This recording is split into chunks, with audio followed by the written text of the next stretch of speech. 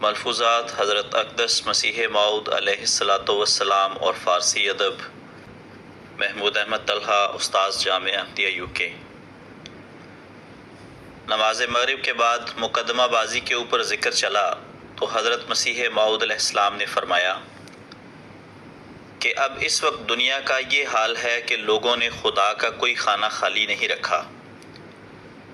گزشتہ کارروائی کا یہ لوگ خیال نہیں کرتے اور نہ تجربہ کرتے ہیں کہ کیا کسی کو خیال تھا کہ مقدمہ جہلم کا یہ نتیجہ ہوگا۔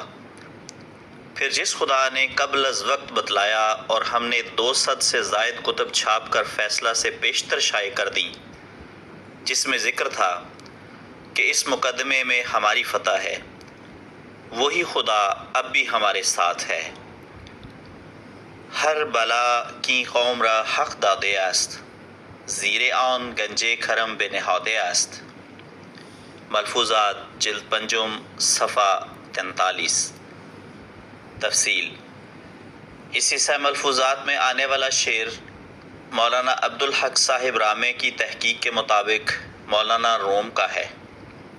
شعر ما اعراب و ترجمہ: ہر بلا کی قوم را حق داده است، زیر آن گنج کرم به نهاده است۔ ترجمہ: ہر آزمائش جو خدا نے اس قوم کے لیے مقدر کی ہے، اس کے نیچے رحمتوں کا خزانہ چھپا رکھا ہے۔